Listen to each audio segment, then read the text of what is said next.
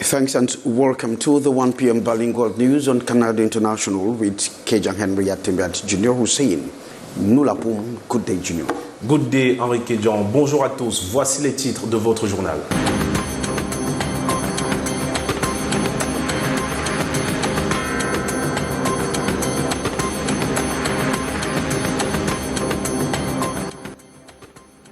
Entendez, groupement des entreprises du Cameroun est la nouvelle appellation de l'organisation patronale du Cameroun. Le dévoilement a eu lieu ce matin au cours de l'Assemblée générale constitutive du JICAM. On en parle dans un instant. And a new employers organization in Cameroon is born after a memorandum of understanding between JICAM and ICAM. The new organization is now called JECAM. It was unveiled this December 14th at the ongoing Constituent Assembly in the confines of JICAM. Parlons du droit au logement. La société civile camerounaise, réunie autour de la plateforme des organisations de défense du droit au logement, a tenu à faire une déclaration pour dénoncer les nombreuses évictions inhumaines observées dans la ville de Douala. On en parle dans un instant. And the American Chamber of Commerce Cameroon picks new board members to run the association for a 2-year term beginning January 24. The 10 members were picked during a highly contested elective General Assembly that took place in Douala. Those were our top stories.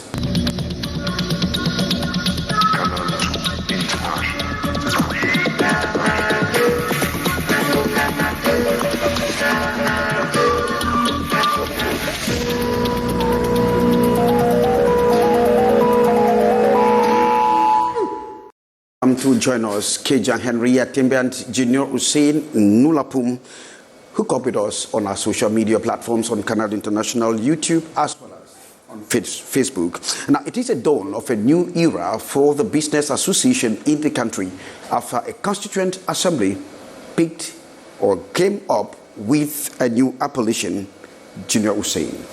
Eh bien, vous parlez là du JICAM qui devient GECAM. Eh bien, le rendez-vous de ce 14 décembre est l'aboutissement du processus de fusion entre JICAM et CAM lancé depuis 2017. Il s'agit désormais de parler d'une seule voix pour la défense des intérêts des entreprises, pour la relance de l'économie dans un contexte d'inflation mondialisée, doper la performance des PME pour affronter la concurrence qu'impose la ZLECAF, améliorer les infrastructures telles que le réseau routier, l'offre énergétique, une fiscalité de relance des entreprises sont entre autres préoccupations émises par Célestin Tawamba, ancien président du défunt JICAM, aux autorités présentes. Eh bien, les groupements des autres pays de la sous-région ont fait le déplacement pour accompagner cette fusion. Rappelons-le, la fusion JICAM et CAM donne donc le GECAM. Nous y reviendrons. Et dans la suite de ce 13 autres faits d'actualité, rendons-nous tout de suite du côté de Baményam. Et on se souvient très bien, à Baményam, une attaque avait été perpétrée par des hommes armés, causant la mort de plusieurs personnes. Retrouvons donc du côté de Baményam, où se trouve à l'instant même le ministre de l'administration territoriale, disons-le ainsi. Il est accompagné de notre envoyé spécial Anissé Boudjié. Bonjour Anissé Boudjié. Baményam dans les Bamboutos, et c'est ici qu'étaient survenues des attaques sanglantes le 21 novembre dernier, où des groupes armés séparatistes avaient fait irruption au marché et avant d'incendier des commerces et tuant au passage 9 personnes, et en plus des enlèvements depuis lors, on vit la peur dans le ventre ici à Baményam. L'activité économique tourne au ralenti, les populations ont peur de sortir de leur domicile depuis ces attaques. On redoute de nouvelles attaques au quotidien, mais le village est sous très haute surveillance sécuritaire depuis lors. Il y a des éléments campés un peu partout, des éléments du BIR et de la gendarmerie nationale. Le ministre de l'administration territoriale, Paul Atangandji, est donc descendu sur le terrain ce jeudi dit pour s'enquérir de la situation et savoir ce qui s'était exactement passé ici. Juste pour rappeler qu'il y avait eu 2 morts juste ici derrière moi d'après les témoignages. Le ministre Paul Atangadji est en ce moment en train de discuter avec les populations, comme vous pouvez le voir derrière, pour s'enquérir de la situation.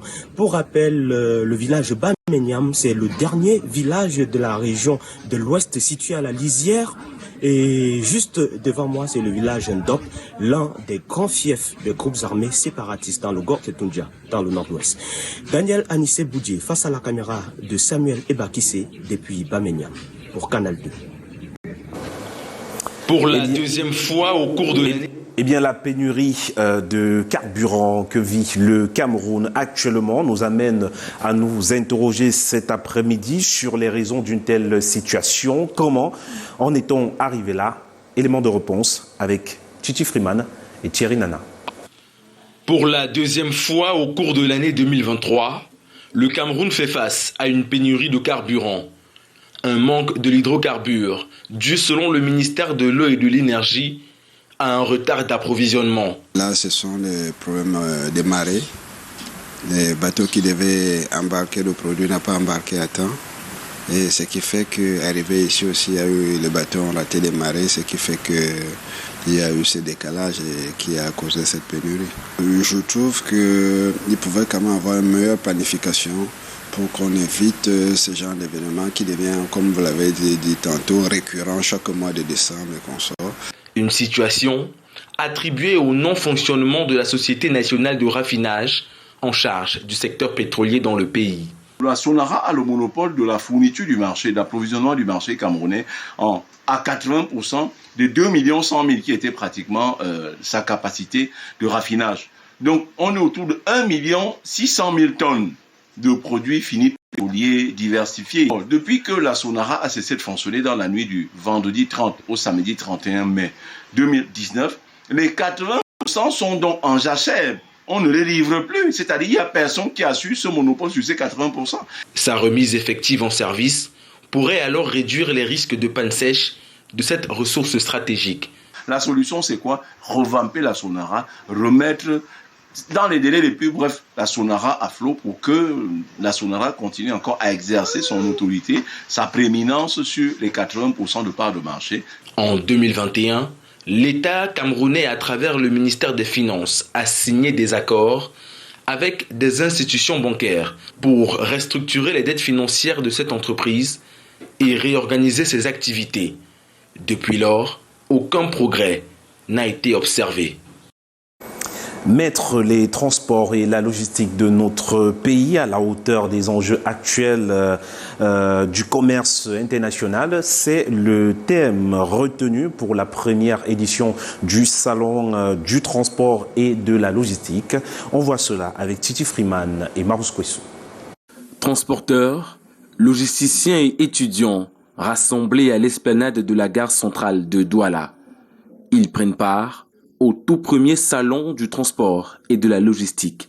Nous avons organisé ce salon dans un seul but, c'est-à-dire de servir au secteur une plateforme qui permettrait à tous ceux qui opèrent dans ce secteur de pouvoir se concerter, de pouvoir, se réunir autour, d'un certain nombre de thématiques. Un espace de dialogue et de débat entre les acteurs du secteur en vitrine. Nous avons abordé quelques aspects tels la qualité des enseignements, la qualité même des enseignants, la diversité même des filières, donc la capacité de ces institutions à pouvoir dénicher des filières porteuses pour demain. Il était donc question pendant ces 4 jours, de donner aux différents acteurs non seulement d'exposer leur savoir-faire, mais également de pouvoir discuter autour de la table d'un certain nombre de thématiques qui leur permettraient de pouvoir se regarder en face pour toucher du doigt également un certain nombre de réalités. Des échanges riches pour les différentes parties prenantes, au premier rang desquelles les étudiants. J'ai appris sur la logistique et le transport, j'ai un peu appris les mécanismes de fonctionnement. Je félicite tout simplement et que dans la prochaine, ces séances pourront être peut-être d'importance capitale afin que nous puissions nous imprégner de certaines choses avant que nous entrions dans le corps du métier. Conférences thématiques, visites des stands et rencontres d'affaires sont les autres articulations qui ont meublé cette première édition du Salon du transport et de la logistique. Suivons avec vous, Henri Kedjan. You're welcome back. It is a dawn of a new era of the Cameroon Businessmen Association, where GCAM and ICAM have their Constituent General Assembly. And so GCAM is the new name of the employers' organization in Cameroon, with signatures stronger together. It was unveiled this December 14, 2023 at the Constituent General Assembly that is ongoing at the headquarters of the Employers Cartel in Bonanjo, Douala.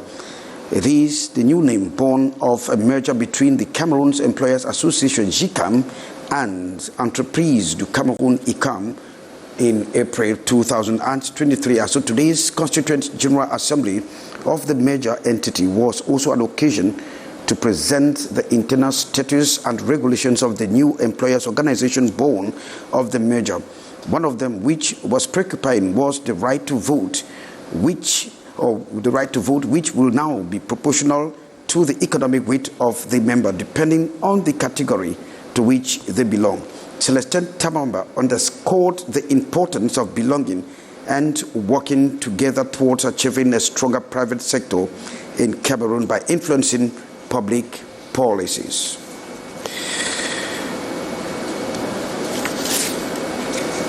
It is a regular ordeal, or a daily ordeal for commuters in Bamenda, chief town of the northwest region of the country, as a large part of that particular town is permanently held up in traffic bottlenecks. And so in Bamenda, it was hustling and bustling for thousands of people who actually turn out to cheer their relatives amongst the 5,000 who were graduating from the University of Bamenda. It took a lot of time for them to get to that destination, as we hear from our chief correspondent, Annie Collins. Last Saturday's convocation ceremony in the University of Bamenda revives the old problem of poor roads in Bamenda. Thousands of students and parents found it very difficult to travel to the university campus in Bambili for the ceremony. With the few and narrow roads between Bamenda and Bambili, several hundreds of cars and passengers got stuck in traffic jams.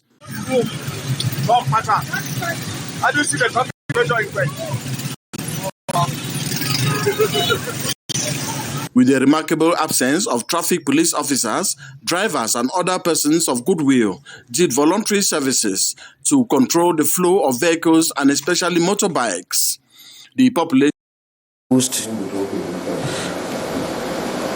Well, sorry for that abrupt cut in that report. And as Christmas narrows down to just about 2 weeks, pork and chicken are certainly going to be amongst the most cherished protein on the menu. And as the demand surge, breeders too are struggling to make sure they step up with supply to make brisk business. And so let's move to the Mongo division with Kizi Kiga, who tells us that the poultry farms and the pigsties are ready. This is the Hausa quarter in Melon. Here we get to meet two pig breeders, Valerie Wafo and Francoise Chinche. This month is quite a busy one for both men, who are doing everything to keep their families happy during this festive season. We can see them busy every morning to make sure that the pigs are doing fine. Notwithstanding the difficulties of the year ending, they still assure the melon population that there will be plenty of animal protein for end of year feast. Last year, I was able to raise from 60 pigs. With the difficulties this year, we are raising about 30 pigs. We assure the melon population that they will get quality pork this season. We sell both in wholesale and small quantities. There are others that choose to take a whole pig for Christmas feast and slaughter it themselves. Similarly, Julian Emmanuel Wawo is an experienced poultry farmer. He operated his poultry farm in his home. He assures the population that they can get fowls both in wholesale and retail cost. A few kilometers away, white pepper is in abundance in Penja, and the buyers shall not lack white pepper this season. It is a little bit difficult for us in the rural areas, but I am doing my best to put smiles on the population of Jombe Penja that they shall get the best. There will be sufficiently a good quantity of white pepper in the market, so the buyers should not worry. The white pepper of Penja is already in the market. As families come together to celebrate, these breeders play a vital role in ensuring that delicious and responsible sourced pork and chicken grace the dinner tables, making the holiday season even more memorable. And we move back to the Northwest region, where local language broadcasters have been sharpening skills on how to better communicate and to fight against hate speech. Annie Collins, Annie was there and now reports. By this month of December 2023, virtually everyone in the Northwest region has an idea of the existence, the missions and functioning of the Office of the Public Independent Conciliator. A series of information and seminar workshops has reached even national language broadcasters for them to drive home the message to the common man in their respective local languages. We imagine that if you have the message, if people know their rights, if people know how they can protect their rights, they will be better served, because if the mayor knows that the population knows their rights and they know how to defend their rights and they know the instances they can seize to ensure their rights.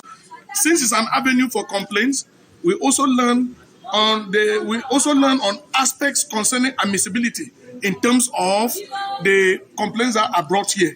Which kind of complaint should be brought here and which one should not be brought here? For example, if you have taken a case to the court, you cannot bring it again to the Public Independent Conciliator.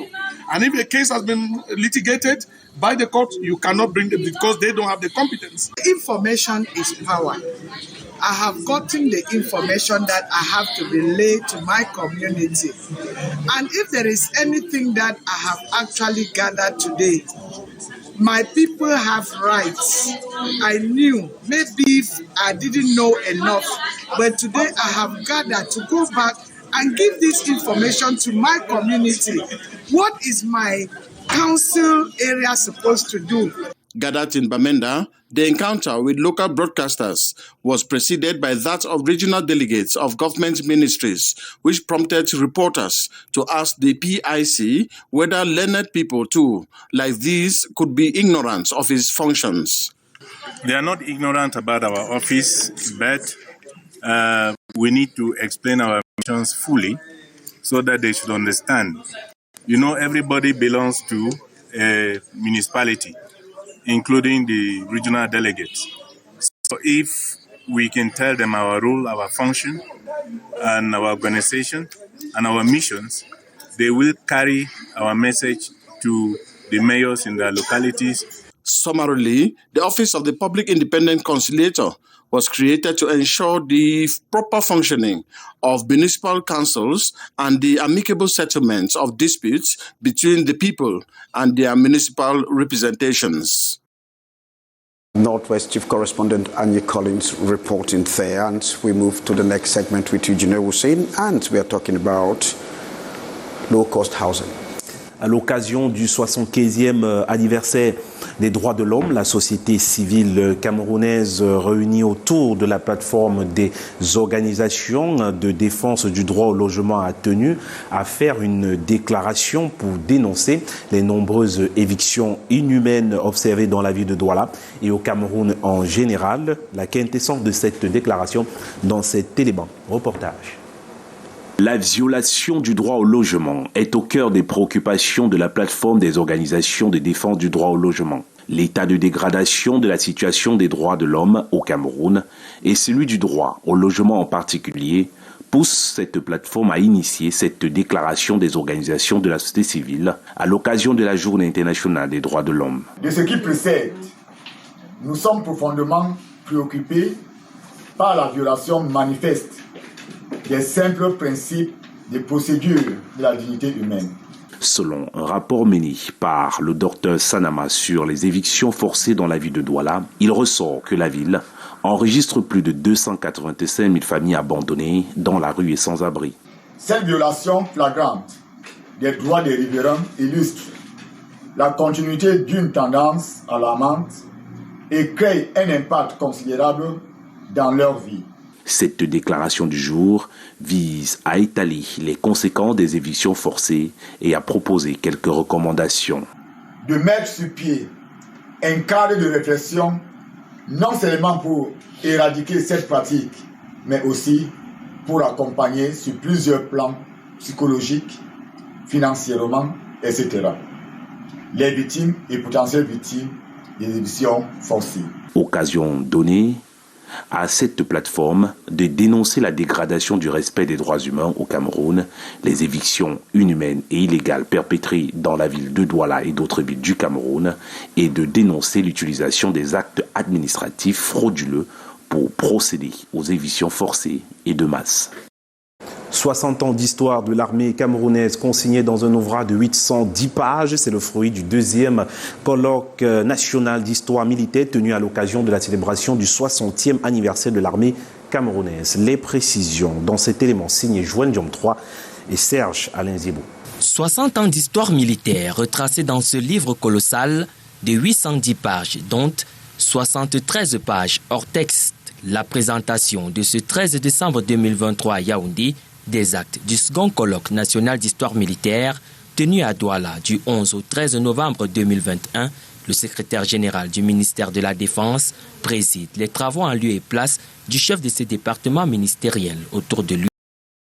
Héros, témoin oculaire de cette histoire, la note de lecture est revenue sur quelques fronts auxquels l'armée camerounaise a eu à faire face. Le Mali, Boko Haram, le Lozo, Bakassi, etc. La leçon inaugurale a relevé l'indéfectible lien armée-nation. Par sa contribution particulière au bien-être du citoyen à travers les activités de développement depuis 60 ans déjà. Ces 810 pages retraçant l'histoire militaire de notre pays est le fruit du travail mené par des militaires et des civils.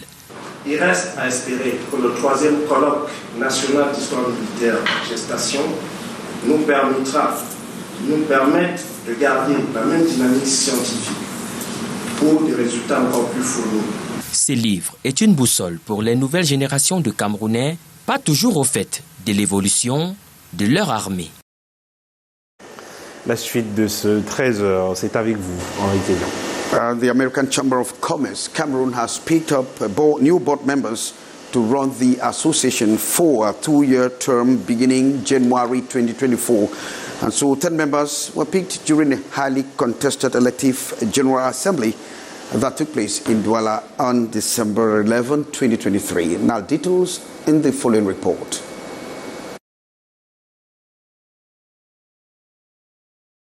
This is the atmosphere that reigned during the annual elective General Assembly of the American Chamber of Commerce Cameroon on 12, 2023. AmCham will start the 2024-2026 cycle with a new board ready to build on the successes of the past. Efforts for business advocacy, for networking, capacity building, and promoting trade and development between the U.S. The electoral contention was on the interpretation of the law on representation in the board, as AmCham had to renew the board. I will leverage on the expertise and experience that I have with an international bank, which actually focuses on trade, on investment, with high standards and values.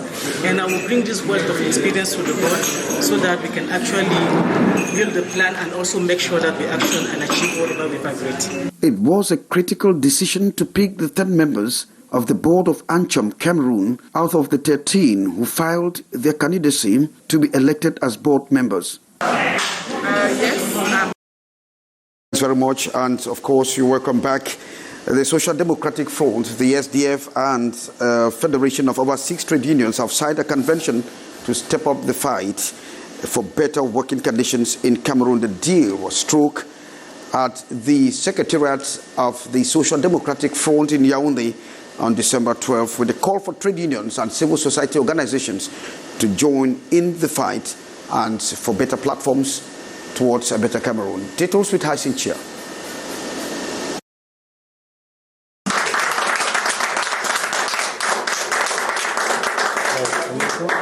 Signed and sealed the convention between the Confederation of Trade Unions in Cameroon and the Social Democratic Front to work together towards ameliorating the conditions of Cameroonian workers.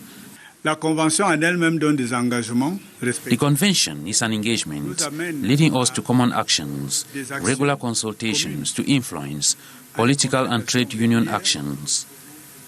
Trade unionists and politicians must work together because they have a common goal. Ne peut pas être loin de la politique. Today marks a big day for the Social Democratic Front. We called our platform the Calamo, which is the Cameroon labor movement. And this is intended to defend the interests of Cameroonian workers at the decision level so that the platform together can work with the trade unions to make sure that what we do in parliament, what we do in our councils, and what we do at government level is in the interest of the trade unions. Putting pen to paper on December 12, 2023, at the SDF Secretariat in Yaoundé, both parties defined the role they have to play. We have given ourselves objectives, we have given ourselves terms of reference on what our obligations are and what the expectations are from each party signatory to this convention. And I do hope that this is the beginning of better times for the Cameroonian workers. And of course, when the workers are happy, the economy grows and flourishes, and it means Cameroon progresses and develops. They equally sent a clarion call to other trade unionists and civil society organizations to join the platform to influence decisions for the good of Cameroonians. And that report there by Hyacinth Chia is throwing the cuttings for this edition of the 1 p.m. Bilingual News. We thank you for being there with us. And of course, take the rendezvous tomorrow. Good day, Junior. Good day, Henri Kedjan. Merci à tous et à très bientôt.